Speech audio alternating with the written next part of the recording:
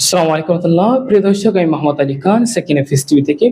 আজকে আমরা কথা বলবো অত্র চাঁদগাঁও এলাকার বিখ্যাত একজন টিচার, যিনি বিগত 12 বছর এখানে শিক্ষকতা করে আসতেছেন, ইঞ্জিনিয়ার মহিউদ্দিন স্যারের সাথে আমরা এখন কথা বলবো।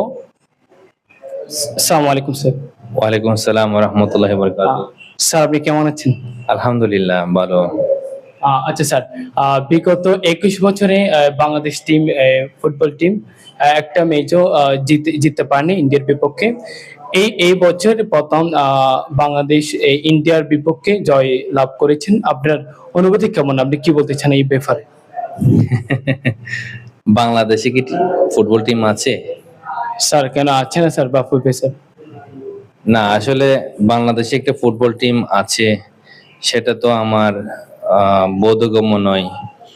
কারণ বাংলাদেশে ফুটবল টিমের জন্য যে একটা ম্যানেজমেন্টের দরকার, যে পরিমাণ স্পেস দরকার, যে পরিমাণ খেলোয়াড় দরকার বা যে পরিমাণ এনার্জেটিক খেলোয়াড়ের দরকার আছে, এটা তো আমাদের বাংলাদেশে আছে বলে আমার আসলে জানা নেই। তো তবে গতকালকেই আমি প্রথম বুঝতে পারছিলাম যে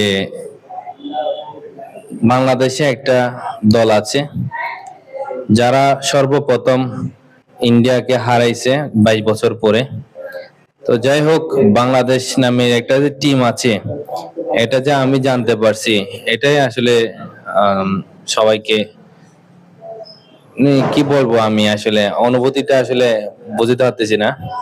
কারণ হচ্ছে, আমার জানা মতে বাংলাদেশের যে এই পর্যন্ত যারা এই ফেডারেশন গুলা পরিচালনা করেন তারা সবাই কোনো না কোনো ভাবে দুর্নীতিগ্রস্ত, অথবা দেখা যায় এইসব যে ফিল্ড গুলা যেগুলো আছে এগুলার মধ্যে তাদের আত্মীয় স্বজন পরিচিত বা যারা টাকা পয়সা লেনদেন করতে পারে এই ধরনের লোক নেওয়া ছাড়া আমাদের বাংলাদেশে ভালো প্লেয়ারদের জায়গা দেয় বলে আমার আসলে জানা নেই।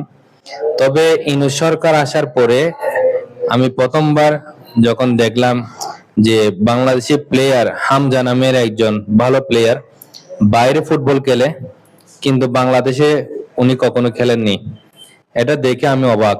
ওনাকে বাংলাদেশে আনলো, এরপরে বাংলাদেশ একটু ওনার মাধ্যমে হোক বা উনি যেভাবে পরিচালনা করছে ওইভাবে হোক বাংলাদেশের যে একটা জয়, হ্যাঁ, তো এটা আসলে ইউনূস সরকারেই উনি সর্বপ্রথম দেখাতে সক্ষম হয়েছে।